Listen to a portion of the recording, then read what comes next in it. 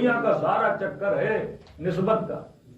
ابھی شعر پڑھا کسی ہندو کا، تو کسی ہندو نے سوال کیا کہ آپ مسلمانوں کا فلسفہ ہماری سمجھ میں نہیں آتا کہ ہم بتوں کو چومیں تو ہم کافر، ہم پتھر کو چومیں تو ہم کافر، ہم بدعتی کہلائے، ہم مشرک کہلائے، ہم کافر کہلائے. کہ سمجھ آپ مسلمانوں کی بھی نہیں آتی، آپ بھی تو سارا دن پتھروں کے پیچھے ہو. وہ مندر بناتے ہیں، ایک مورتی رکھتے ہیں، اسے چومتے ہیں، اس پہ نذرانہ دیتے ہیں، اس پہ خرچ کرتے ہیں، بڑے خرچے کر کے پیدل چل کے اپنی مورتیوں کی زیارت کو جاتے ہیں. کہ آپ جو پورے سال میں حج کرنے جاتے ہو، ملینس آف دا پیپل، ایک پتھر کا گھر ہے، اس کے گرد گھومتے رہتے ہو، اور کہا ہم نے عجیب منظر دیکھا، اس پتھر کے گھر کے اطراف میں پھر ایک کالا پتھر بھی تھا، جیسے حجر اسود نام ہی کالا پتھر حجر اسود ہے، تو اس کو چومنے کے لیے ایک دوسرے کو دھکے دے رہے ہو. اور یہاں تک سنا کہ چومتے چومتے کچھ کی جانیں بھی نکل گئیں. اتنی بھیڑ میں اس پتھر کو، کعبہ پتھر کا، حجر اسود پتھر کا، سید صفا و مروہ جن پہاڑیوں کے بیچ میں کرتے ہو، پہاڑیاں پتھر کی. جس شیطان کو جس کنکر سے مارتے ہو، شیطان بھی پتھر کا،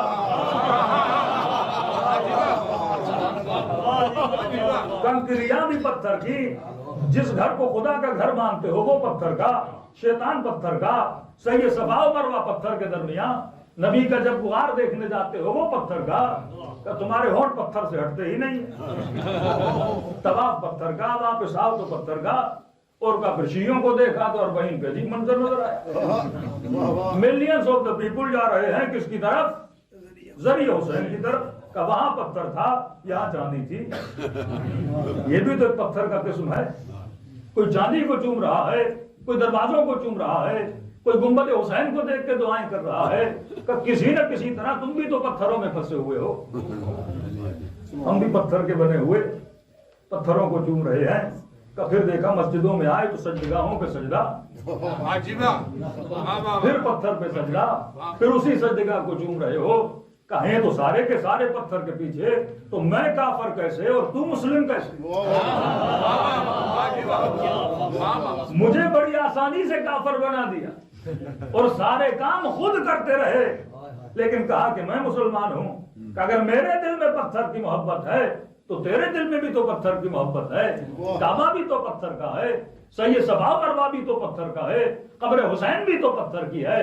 میں نے کہا مسئلہ پتھر کا نہیں ہے، مسئلہ نسبت پتھر کا ہے.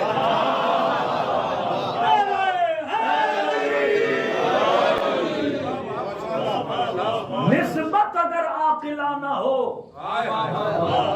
تو طواف جائز ہو جاتا. نسبت اگر غیر عاقلانہ ہو، تم نے جس کا پتھر بنایا ہے وہ کوئی رام ہے، تم نے جس کا پتھر بنایا ہے اس کا وجود حقیقی نہیں ہے. لیکن ہم جس کی عبادت کر رہے ہیں، ہم پتھر کی عبادت پتھر کی وجہ سے نہیں کر رہے. جو خالق پتھر ہے اس کی محبت میں طواف کرنے آتے ہیں. ورنہ یہی چاندی، یہی سونا، یہی ڈائمنڈ تو انہی بازاروں میں مل جاتے ہیں، انہیں تو کوئی چومتا نہیں ہے. ہم کربلا کی زری کو کیوں چومتے ہیں؟ کیونکہ زری کی نسبت حسین سے پائی جاتی ہے. معاملہ نسبتوں کا تھا اور مسلمان انہی نسبتوں میں پھنسے رہے. کہا کہ مجلسوں سے تمہیں کیا ملتا ہے، کربلا سے تمہیں کیا ملتا ہے، اور وہی سوال کرو کہ مکے سے تمہیں کیا ملتا ہے. ہم پر بدعت کا فتویٰ کیوں لگتا ہے؟ کیونکہ کہا کہ علم کے کپڑے کو چومتے ہیں اور خود جاتے ہیں غلاف کعبہ کو چومتے ہیں. تو غلاف کعبہ کی نسبت خدا سے ہے، علم کی نسبت عباس سے ہے. معاملہ نسبت کا ہے. قرآن کی آیت پڑھ رہا ہوں، وَإِذِ اسْتَسْقَىٰ مُوسَىٰ لِقَوْمِهِ فَقُلْ نَضْرِبْ بِعَصَاكَ الْحَجَرَ فَانْفَجَرَتْ مِنْهُ اثْنَتَا عَشْرَةَ عَيْنًا. موسیٰ کی قوم آئی، موسیٰ پیاس ہے، قحط آ گیا ہے، پانی نہیں ہے، کچھ کریے ہمارے لیے. تو ہم نے کہا کہ جناب اگر قوم کو پانی چاہیے تھا تو یہ شیعوں کی طرح نبی کے پاس کیوں آ گئی؟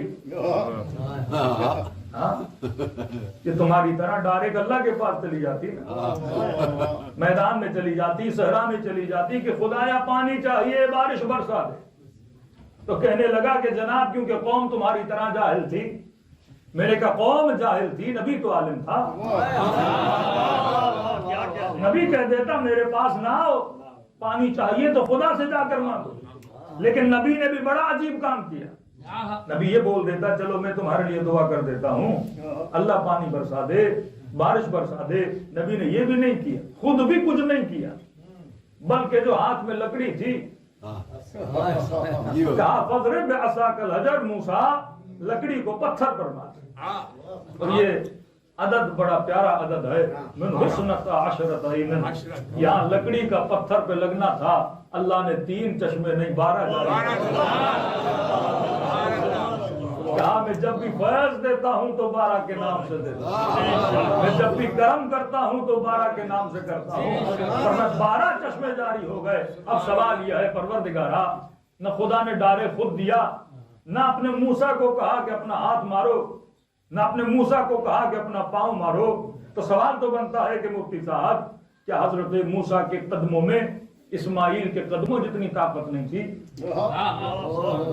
اسماعیل نے جب ایریا رگڑی تو پانی نکل آیا, موسیٰ بھی اپنا پاؤں مارتے تو پانی نکل آتا, لیکن یہ نہیں کہا بلکہ کہا کہ لکڑی مارو. اب سوال یہ ہے اس لکڑی میں اتنی طاقت ہے کہ چشمے جاری کر رہی ہے, کیا لکڑی میں موسیٰ کے ہاتھوں سے زیادہ طاقت ہے؟ کیا لکڑی میں موسیٰ کے قدموں سے زیادہ طاقت ہے؟ فرمایا لکڑی کی طرف نہ دیکھو, یہ دیکھو لکڑی کس کے ہاتھ میں ہے, لکڑی کی نسبت کس کے ساتھ ہے.